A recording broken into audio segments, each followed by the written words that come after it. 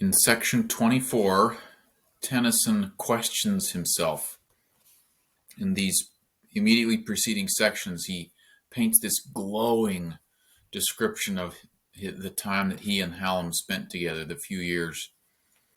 And in section 24, he doubts himself, and he says, "Was it really that good?"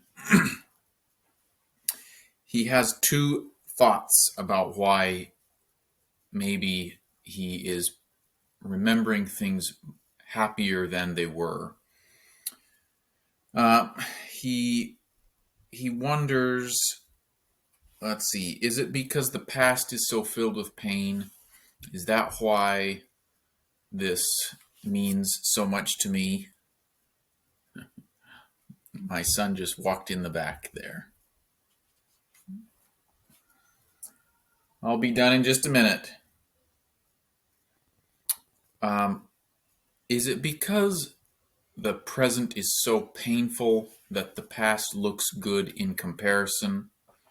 And then his second thought is, or is it just that always the farther away things get, when they drift into the past, they just get hazy and joyful?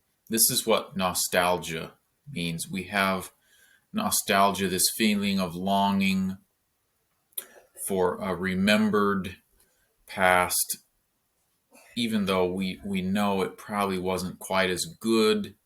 I think if we're being honest with ourselves, it wasn't as good. And certainly in the moment, these difficulties and trials that we go through, we don't enjoy them in the moment, but in the past we look back and we say, oh yeah, those were good times. Is there something in your life, that a trial that you went through, that at the time you did not enjoy? At the time it was a great trial, but you look back on it with fondness. You look back on it with, this is where the English word bittersweet is a perfect description of some of these trials. When I think back at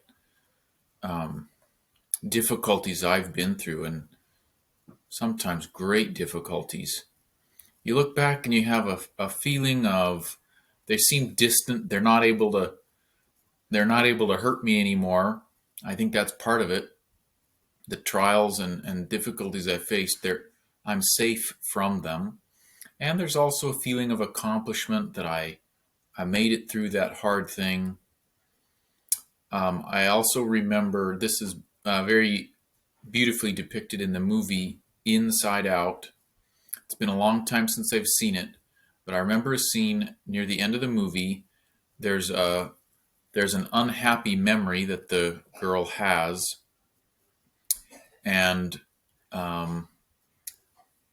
so the unhappy memory is colored blue. It's a little blue orb, and then joy touches the sad, distant memory, and it kind of gets colored, tinged with yellow, which is joy's color. That's what happens, I think, to our sad memories, is we overcome them, we heal from them, and we get a sense of joy in them. Another explanation in the first stanza, what he's saying here is that even the sun, as bright as it looks to us, has dark little sunspots. So even the sun is not perfectly light.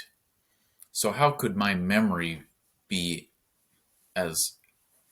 how could the past have been as perfect as I'm remembering it? Even the sun has dark spots. All right, section 24. And was the day of my delight as pure and perfect as I say? The very source and fount of day is dashed with wandering isles of the night. If all was good and fair we met, this earth had been the paradise it never looked to human eyes since our first sun arose and set.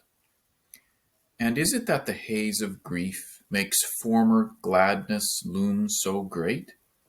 The lowness of the present state that sets the past in this relief?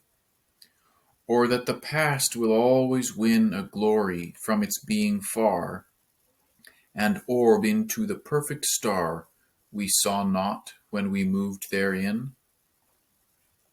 So, what do you think? Why does the past seem better than it was?